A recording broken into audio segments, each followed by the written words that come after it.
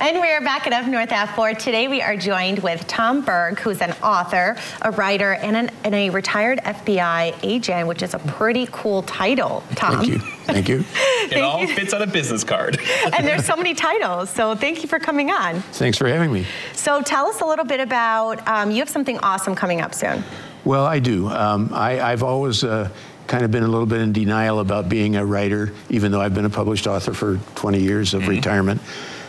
Because I'm a railroad historian, I've written nonfiction. You know, you put together facts and you put them down on paper.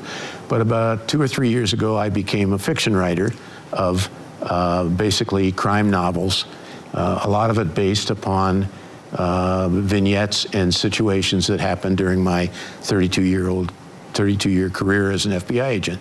So I do have 3 fiction books and a 4th about to come out.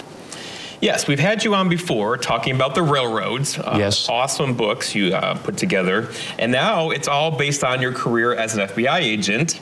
Is there one story in here people are going to be like, OMG? Well, I hope there are a lot of them, because there are a number of them. There is some real fiction, because the main character, Thomas T. Thomas, I wonder who that could be named after, is a retired FBI agent and moves up to the shores of Lake Superior. And then when the incumbent sheriff is found dead on the beach, he becomes appointed sheriff. And then he solves that crime and then the other crimes that stem from that. And my reason for doing this, to be honest, I guess part of it is because I want people to enjoy some of the situations that I know about. But part of it is the unrealistic shows that I see on Amazon and other places about people who solve crimes, you know, the antique store lady or the New York Times crossword puzzle person that are all doing this, and they don't, you know, I want to write it how it really is. And so that's why I'm writing. And so tell us, so these are your past books then? These are my 3, yes, fictions. And the new book will be entitled Devious, Plot, Schemes, and Crimes Unraveled. And it basically involves more fraud and deception type crimes. Crime shows too often have homicides, when in fact we're all fortunate that the real world does not have that many homicides. And to be honest, most of those cases are relatively easy cases compared to the convoluted cases you might see on TV. Yeah. Was it cathartic to go back through your long career? Did you take notes along the way where kind of triggered these stories, or did you remember everything? Well, that's what kind of started it. I don't take notes, no, but kind of, you know, we'd be having coffee and somebody would say something and it would trigger a memory. And that's what people would say, well, you should write a book. And so I started out doing it that way. I do have diaries that I could trigger some memories with. I haven't run out of just things to think about to this point. But yes, the book Devious is my next book.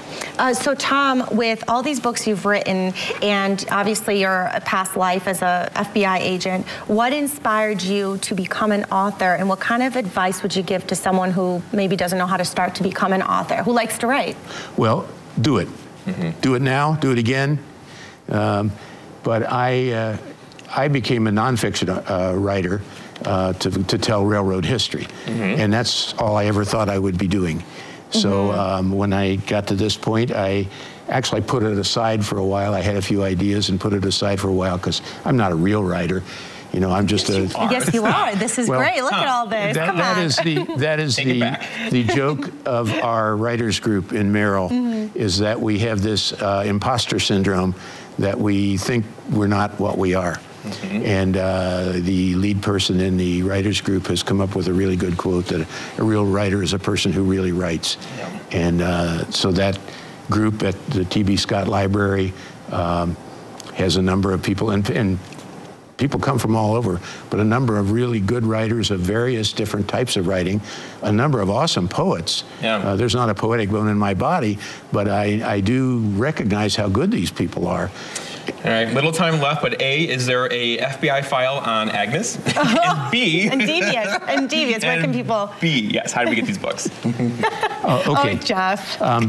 They are available at Yankee Bookstore in Wausau, several places in Merrill, First Street Coffee, Sweeter Times, Westside Market, and the museum, Lake Effect Books in Hurley, or through MS Designs, the website of menudesigns.com.